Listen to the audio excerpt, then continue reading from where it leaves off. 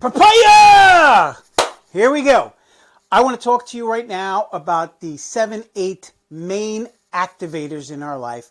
If you want to produce at the highest levels, you want to go ahead and be number one on the board, then you need to stay activated every day. I call it staying in my zone, okay? So you want to stay in your zone. And if you subscribe to my YouTube channel, this is a main place where I'm going to be releasing every day the Stay in the Zone content for you. And if you join Team Eisen's group on Facebook, if you go to FB Team Eisen, right? FB Team.Eisen in Facebook, you can join that page, and from there I'll release the information about how to get on the group. It's a free group, and we're going to just focus on staying activated every day, and we're going to build the environment that we're going to talk about here in a minute. So here's some high-level activators. So here's some high-level activators for everybody. Number one, these are the 3 main activators for entrepreneurs and commission-only salespeople, which is my people's, okay? So number one is its challenges. You are either somebody who is motivated and activated constantly to beat the challenge, okay? You need a challenge. You need competition. You need somebody to work against. You need something to challenge you to break something new, whether it's, you're going to do more than anybody's ever done before, and that's your goal, or you want to climb the next mountain, the next hurdle, right? This is, for me, this is my main activator, is challenges. I love freedom, which is another activator that oftentimes has motivated me and activated me to work towards some kind of freedom, to make enough money so that I can leave and I don't have to work for several years and I can just enjoy life. But at some point, it's boring to me and I have to go back and find some kind of challenge, because without challenges, I don't really know what to do. A life without challenges for me is just not interesting, okay? But for some people, they don't care about challenges. They care more about freedom, and what they're working towards and what activates them and what drives them all the time is the idea of freedom in their life, to be able to have FU money, to be able to just be free and not have to work and just travel and enjoy life, right? And another one, which a lot of small business owners actually fall into this category, they really are just concentrating on mastery. What really drives them all the time is just being a master in their field. They just want to be the best in what they do. And maybe that drives you too. Most people will fit into these 3 things, but there's more activators. Again, we want to stay in the zone, right? So the next group of things that I want to talk about is some main activators for all of us. So fear is probably one of the biggest motivators that we have. Either we have fear of losing what we have or fear of not getting what we want. And fear often drives us to do things, right? This is also closely associated with pain, right? You have pain in your life. You have challenges that exist in your life. You have things that you need to overcome.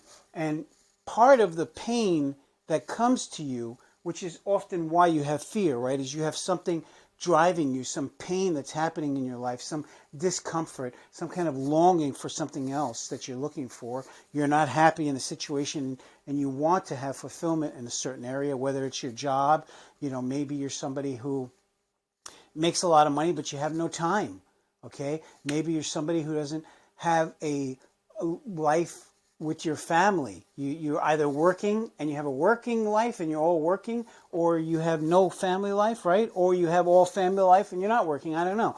But finding fulfillment in these areas is what drives a lot of people because of the pain and the discomfort of where they're at.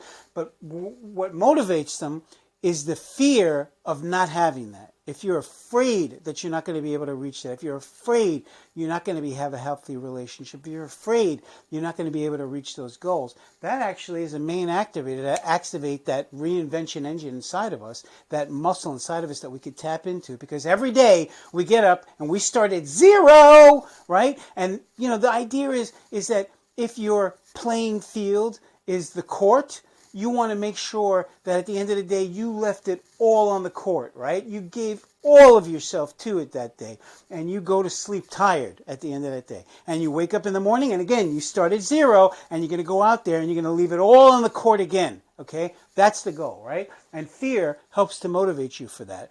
Fear of losing what you have, fear of not getting what you want. The next thing is competition. Now, competition is a main driver. I love competition. I love to compete with others. If you are motivated by this, you're somebody who hates losing more than you desire winning, right? This drives you. The idea of competing and the fear of losing, that idea drives you more than your desire to win, right? You're somebody who really gets activated by competition. You need somebody to compete against. You need a worthy opponent in your life all the time in order for this to activate you, to keep you going. Maybe that's one of your main activators. Another one is environment. This is a big one for a lot of people. You need to be in the right environment, because being in the environment, in the right environment, being around the right people, right, that'll feed, you could feed off of that environment, and it makes you produce at a higher level. It makes you act bigger, think bigger, because you're around bigger people. Embarrassment. This is a big one for me. Embarrassment is a big motivator. For example, maybe your embarrassment in a situation, you use that to play harder and play at a higher level because you're embarrassed by something. Maybe you're embarrassed because you didn't show up on time for something, or you didn't complete something, or you didn't do your job functions correctly, and you're now embarrassed because you got called out by that, and that then drives you to succeed at a higher level and play at a higher level and not screw around, right? Also, for me, inferiority drives me. If you have an inferiority complex, so you get embarrassed because you're in a situation. I remember years ago, I was doing sales, and I was around a lot of people that were all college graduates. They all had engineering degrees and science degrees and whatnot. And like I felt inferior to all those people, and that drove me to succeed at the highest level. And I basically was number one in sales for that company and blew the doors off of everybody right away, right out the damn gate. Because of that, it drove me to show them, bet against me, mother, bet against me. You'll see what'll happen, because embarrassment drives me. Exposure is the last one I want to talk about. And when you get exposed to different people, different groups, and different ideas, this, like for me, like traveling. I love to travel because when I travel, I experience new things, I see new things, and it activates my imagination, and I start imagining different things for myself, right? It's always been through exposure that I've been able to grow and do bigger things in life, right? Because it's from that exposure of other people. Years ago, because I used drugs, I totally screwed up my life. I don't want to go into all of that right now, but the point is I had very low self-esteem. I had very low self-worth. I had really bad self-talk to myself. And I made decisions in my life based upon my own thoughts and ideas. But I got around some other people, and one day I took a risk, because you have to take a risk a lot of times. I took a risk, and I opened my mouth, and I started talking to this other person, telling them, hey, I think because I was involved in filmmaking and the film and television industry, and that was so closely related and identified to me with getting high, and for me, I don't know, this is a very simple thing. I think people get that, writers and artists, oftentimes they connect themselves with getting high and partying because it kind of makes them creative, they believe, or opens up these certain things, and they experience certain things through it that make them better at their art and their craft. This was an idea that I believed, and in rock and roll, it's a big idea, I think, as well. And so because of that, I felt I could never go back to that industry. I mean, when I was 21, I was an independent camera operator, and I was making top money in New York City at 21. I was making more money than most of the people I know. Anyway, I thought I couldn't go back to that because it was so closely related to getting high. I mean, I'd meet the crew at the bar at 6:30 in the morning. I mean, we'd go to lunch at happy hour and eat the wings and, have drinks at lunchtime, okay? This was the culture back at the time, in the 80s. And, anyway, so I mentioned to this person, I took a risk, and I just said, hey, really, what I'd really like to do, my dream has always been to write, produce, and direct film and television, but I can't do that because it's so closely related to getting high. I'm afraid that I'm going to go get high, but that exposure to these people got me to thinking differently because they told me that's bullshit.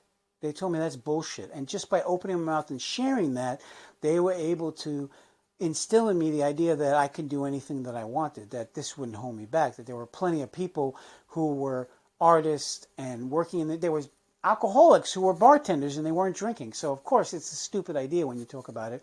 Logically, you can do anything that you want. And so I did, and I was able to reach all those dreams. But it was through exposure that got me going. It was by seeing or experiencing something that activates your imagination. I started imagining that life because of that conversation and being around those people. It also makes you dream bigger and take bigger actions. Basically it inspires you. Sometimes you hear a story or you read something and it inspires you to do more and be more in your life. The only issue is, it's great to be inspired and watching videos, reading books, talking to people, seeing a movie. This is very inspirational. I remember when I saw Rocky when it first came out, I was activated, bro. I was inspired. I was like, man, I could do anything, I would go to the mirror and box in the mirror, But let me tell you something, that lasted for a short time and then it was gone. Inspiration does not last forever. You have to constantly be inspired. You have to constantly be activated. It doesn't last, okay? All of these activators, this is why you have to stay in the zone, baby. So I hope this helped you. And if you like these ideas, please join my YouTube, which is at Eddie Eisen, I-S-I-N, or to join my group. I have the Team Eisen group in which we help support each other, talk about ideas. This is a place where dreaming big is totally supported by the other people, and staying in the zone and keeping activated every day is totally supported by these others. It's the Team Eisen Facebook group, where if you just go to fbteam.eisen, Facebook/FB team.eisen, you can join my Facebook group. Okay. Papaya! Have a great day. Kick ass. Leave it all on the court.